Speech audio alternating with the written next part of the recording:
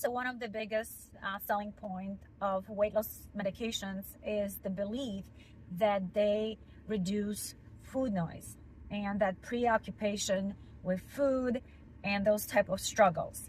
And in my video today, I am going to tell you that they're only masking it, and that in fact that food noise is getting even louder. It's just that you can't really hear it because you are masking it with noise canceling headphones, and but the noise outside is still there, and in fact it is even getting louder. And this is the reason why when you no longer are on these weight loss medications, because I don't know, you can't afford them, or you are getting too sick to use them, it is so hard for you to stop eating, and that food noise comes with a vengeance. Okay, so fasten your seatbelt. Okay, I'm gonna tell you why this happens. Okay,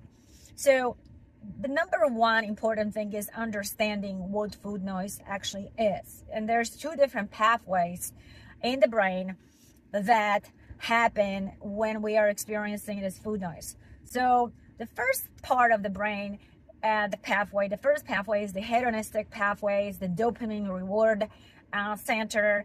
And that is actually the pathway that is being less loud on those weight loss medications. Okay, however, there is also a homeostatic pathway that deals with cellular energy, and that is the pathway that it's actually getting louder, because this is the pathway that has a lot to do with restrictions, with what body perceives as feminine, and also what triggers high stress response in the body. Once again, so the weight loss medications flood your body with chemical that blunts your dopamine reward from food, which is why you become indifferent to it, that hedonic pathway, and why you are not hyper focused on the food, and you become indifferent.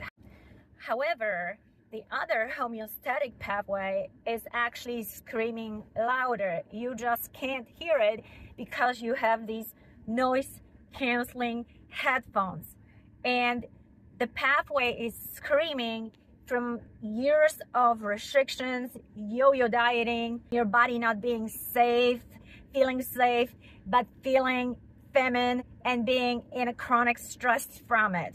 Okay, and this is the pathway you are actually making worse, because instead of providing your body with safety, with nourishment, you are actually restricting food even more. I know people that are like on a 750 calories a day.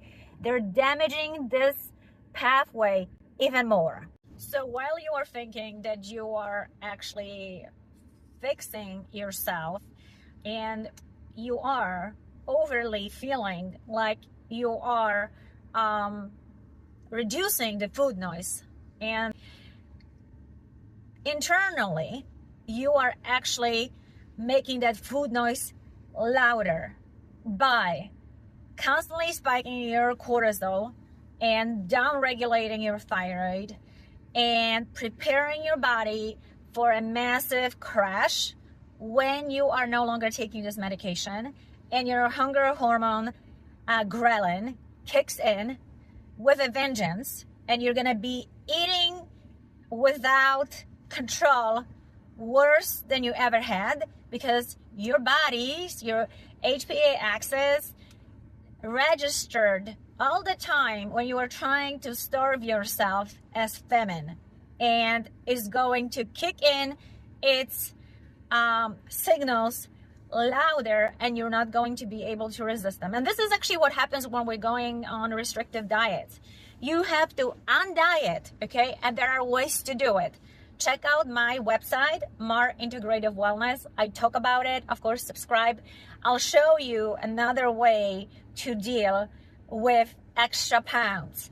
Something that is a pleasant journey with no side effects. Now, if you are sick and if you need to be under the care of your doctor, you better listen to them and not to me. But if you are a woman that is on those weight loss medications just because you believe that that's the only thing that can help you with yo-yo dieting and the falling off the wagon and continuing the cycle of yo-yo dieting, let me tell you, you're making it worse, and you're pretty much gluing some wheels on the same hamster wheel, and you're pretty much going to experience yo-yo dieting on steroids. And there's much better, healthier way to go about your weight loss, especially if you only have 10, 20, 30 pounds to lose.